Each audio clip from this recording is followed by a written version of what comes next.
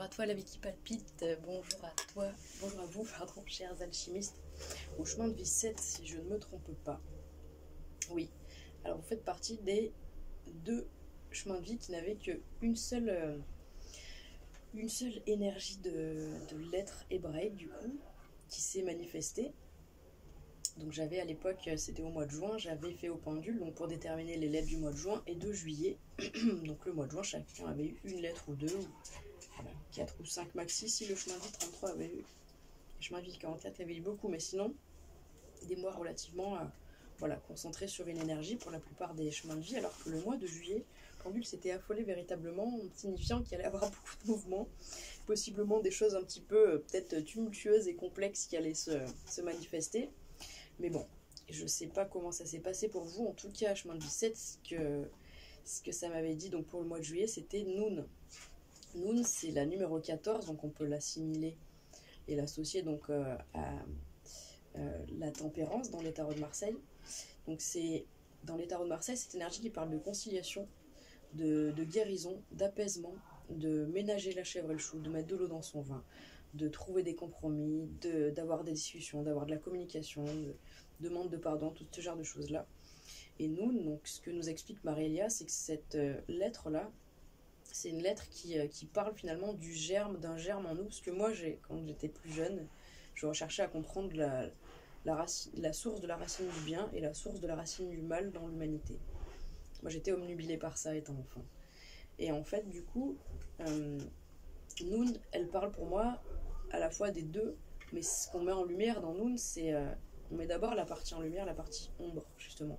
On met d'abord cette facette de nous en avant, c'est-à-dire cette facette, toutes ces parties qu'on n'aime pas, qu'on est dans le déni, qu'on n'arrive pas à accueillir en fait avec compassion et avec clairvoyance, parce que du coup on est constamment dans ce mental qui nous jette la pierre en fait, qui nous culpabilise, qui nous juge en disant ouais non mais attends, si le monde entier savait que j'étais comme ça, mais quelle horreur, mais plus personne viendrait me parler et tout, mais je suis un monstre, voilà, c'est tout ça en fait, c'est vraiment toute cette part-là. Je le rapproche aussi de Lilith en astrologie. Lilith, c'est la lune noire, c'est toutes nos profondeurs indicibles, c'est toutes ces zones de tabou, de zones d'ombre et tout, qu'on peut pas vraiment exprimer, comment dire, qu'on peut pas vraiment contrôler quand elle s'exprime en fait, et dont on a du mal à parler en fait, véritablement. Et donc vous avez été amené, chemin de vie 7, à vivre Noun. Donc je vois qu'elle est toute seule, cette lettre, là pour votre moi, et que du coup, je pense que ça a été certainement une sorte de plongée à l'intérieur de vos ombres, ou peut-être même l'inverse, c'est-à-dire peut-être même que vos ombres vous ont littéralement explosé au visage. Peut-être qu'elles ont jailli et qu'elles ont remonté profondément. Je vois qu'au mois de juin, vous aviez eu Kof et Tav. Donc Kof parlait de cette remontée justement en effet vers la lumière, et Tav parlait d'un dépouillement pour aller vers un nouveau départ plus en légèreté. Alors le mois de juillet, vu qu'il prépare le mois d'août, vous n'êtes pas le seul à avoir eu au mois de juillet cette lettre Noun, elle est ressortie plusieurs fois. Le Noun final d'ailleurs est ressorti aussi. Ce qui est sûr, c'est que donc vous êtes au sein d'une année personnelle avec la lettre Shin qui est évoquée et qui est importante, c'est-à-dire qu'il y a beaucoup de renouveau et d'opportunités pour vous, mais vous sentez le cul entre deux chaises. Donc peut-être que au mois de juillet, là, vous avez été rattrapé en fait par cet ancien cycle, c'est-à-dire par vos patterns, vos conditionnements, vos schémas, vos limitations qui proviennent d'un cycle d'avant, puisque nous, on parle de ce pardon, elle tombe pas du ciel, elle est pas là juste pour nous faire chier, elle vient de nos ancêtres, elle vient de nos karmas, et en fait, c'est des actions et c'est des schémas et des modes réactionnels des situations et des rencontres qui se répètent tout simplement pour nous montrer, nous dire regarde ça, c'est pas bon, ça on va l'enlever en fait, on va le nettoyer. Donc peut-être que tout ce qui est remonté et tout ce qui a rejailli en effet vous a fait vous sentir en fait vraiment pas bien, avec cette sensation d'avoir reculé en fait d'un pas, puisque nous on allait avant Kof et Tav, alors que vous étiez bien en jouant en mode ouais c'est bon, je vois tous mes trésors et tout, je vois tout ce qui a jailli en moi de toute cette excusez-moi hein, de toutes ces difficultés, j'allais dire autre chose, et du coup j'y vais, je fonce, j'ai un nouveau départ et tout, et là nous pouf, rattrapé par l'ombre. Alors soit c'est vis-à-vis de votre ombre, et là ça vous a moralement, je pense, certainement peut-être affecté, soit c'est par l'ombre des autres. Peut-être que vous avez été amené à être très conciliant, très à l'écoute, très compatissant et conciliant avec autrui, face à en effet des comportements et des ombres qu'il a projetés sur vous, entre guillemets, qui sont exprimés parce que c'était comme ça qu'il fallait que ça soit vécu, parce que c'est dans votre contrat d'âme. Et que donc du coup, c'est aussi relié de toute façon à vos ancêtres et à votre famille. Et donc du coup, parce qu'en fait, je dis donc du coup beaucoup trop de fois, que finalement ces 3 derniers mois, depuis mai, juin, juillet, on a eu donc des lunaisons qui sont faites sur l'axe Cancer-Capricorne. Alors pas à chaque fois la nouvelle lune et la pleine lune, mais à chaque fois où la nouvelle lune ou la pleine lune, pendant 3 mois, sur l'axe Cancer-Capricorne. C'est vrai que c'est quand même un axe qui est lié au foyer, donc à la famille, parce que le Cancer c'est la lune, c'est tout ce qui est de la maternité, du féminin, de justement le transgénérationnel du féminin.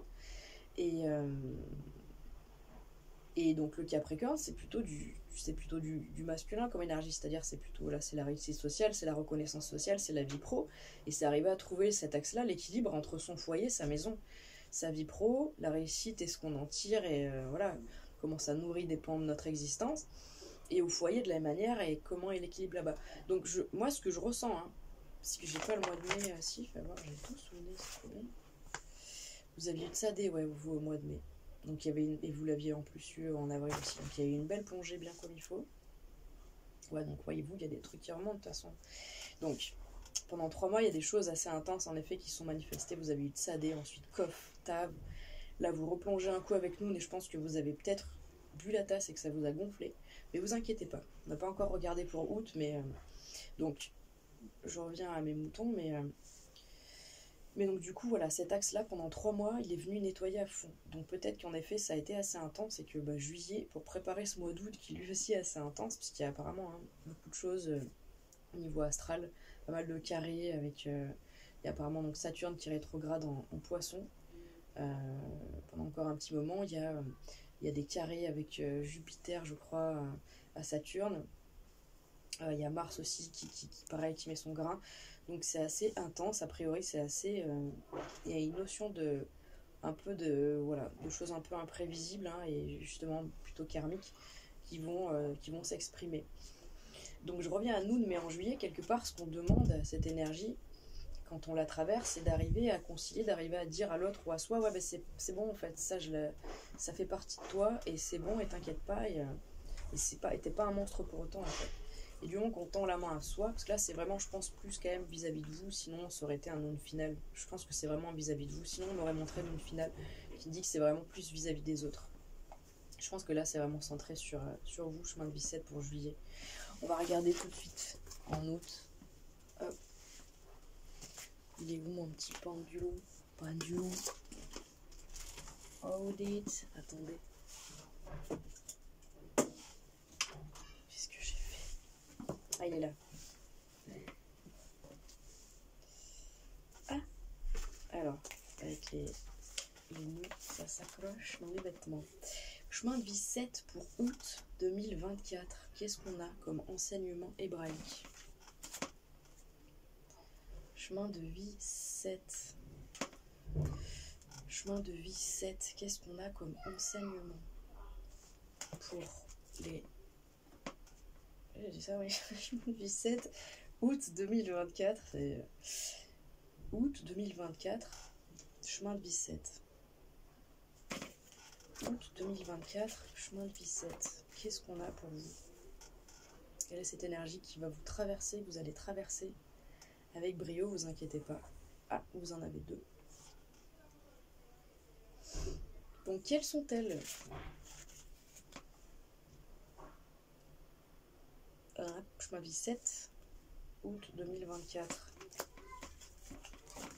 Chemin de vie 7. Ah, je l'avais senti. Bon, je l'ai senti parce que je l'ai eu sous le nez. Hop. Alors. Ah, super. Moi, j'adore. Bon, en fait, c'est pareil, j'aime bien parce que c'est des multiples. C'est la guimelle, la numéro 3, et Vav, la numéro 6. En plus, c'est marrant parce que dans le glyphe en soi, ça fait un petit crochet un peu les deux. Donc, c'est... Ah, en plus, j'adore guimelle, c'est une de mes énergies préférées. C'est l'énergie de l'impératrice dans les tarots. Et en fait, j'ai adoré la découvrir avec les lettres hébraïques parce que... donc, il nous explique que ce glyphe représente le cou d'un chameau. C'est ce fameux chameau donc qu'on est symboliquement qui va traverser ce désert. C'est-à-dire symboliquement, bah, il part de quelque chose de désunifié, de disharmonieux, peut-être même de souffrant, pour retourner vers l'unité de cette énergie, voilà, comme on dit, de la source divine, voilà, spirituelle, tout ça. L'unité, vraiment Dieu, quoi, tout, tout. On doit retrouver ce principe-là. Et donc, bah, c'est Guimel qui nous aide. C'est-à-dire, Guimel, c'est la numéro 3, c'est ce fameux chameau qui a dans sa bosse, dans son dos, toutes les ressources, symboliquement l'énergie nécessaire, les ressources pour arriver à aller traverser ce désert sans aller piocher dans son environnement. En tout cas, pas de trop. Il sait qu'il a tout en lui et qu'il n'a pas forcément besoin d'aller voilà, craindre de devoir chercher partout ou de devoir dominer son monde à l'extérieur pour obtenir des choses. Tout partira de l'intérieur de lui. Donc ça, c'est vraiment génial. Vous voyez ? Et une belle ressource quand même. Ça vous a, je pense que vous êtes arrivé vraiment à reconnaître certaines parts de vous et regardez en fait comme ça vous met en mode impératrice quoi. Ça vous met dans cette confiance en vous, dans cette estime de vous, dans cette sécurité, dans cette, enfin c'est un 3 donc il y a du mouvement. Elle se met en action l'impératrice. Elle fait les choses, elle sait exactement comment élaborer. Elle est pleine de projets, pleine de passion pour ce qu'elle fait. Il y a vraiment quelque chose qui est en gestation en elle. Elle a eu une idée, elle est là, ouais, avec la papesse, justement, avec le 2, avec Bête, ce retour à la maison, elle a ressenti les informations en fait qu'elle a captées dans l'invisible. Et en fait, c'est bon, en 3, il y a quelque chose qui a jailli en elle. Elle sait que c'est ça qu'elle veut faire. Et donc, du coup, elle va aller vers ce développement. Elle va aller vers le 4, donc le Dalet, le passage, l'empereur, construire ce fameux ventre, ce fameux mur d'enceinte protecteur pour que se développe ce 3, cette idée qu'elle a ici là en gestation. Donc peut-être qu'au mois d'août, vous allez vous connecter à des potentiels, à des ressources, à des capacités, à des dons, des talents que peut-être jusqu'à présent vous n'avez pas vraiment expérimenté, ou peut-être que vous avez juste appréhendé, touché du doigt, ou peut-être qu'on vous a montré, ou peut-être que c'est quelque chose juste que vous avez vu chez quelqu'un qui vous fait envie, peut-être que vous avez vu quelqu'un qui joue super bien de la batterie, vous avez envie de vous mettre à la batterie. En tout cas, il y a quelque chose, c'est vraiment, pour le coup, ça peut aussi parler, et là je suis obligée en effet de le dire, mais pour moi, c'est ce fameux, en effet, pour moi, je pense pas que ça soit que pour moi, mais ce fameux chakra de la créativité qui est ce chakra donc procréatif aussi, de la procréation et de la création, parle en effet des sens et des plaisirs charnels, et donc tout ce qui est lié à la joie et au plaisir des corps, dans le partage des corps. Donc peut-être que vous allez faire l'amour au mois d'août. Peut-être que voilà, vous allez vraiment en tout cas vivre des moments en légèreté. Le 3, ça reste aussi Bélier, Taureau, Gémeaux, cette énergie Gémeaux qui parle d'état d'esprit curieux, d'état d'esprit enjoué, d'aller découvrir, d'aller discuter, de communiquer, de bouger, de rencontrer. Donc on est vraiment sur une énergie quand même d'action et de mouvement et de légèreté.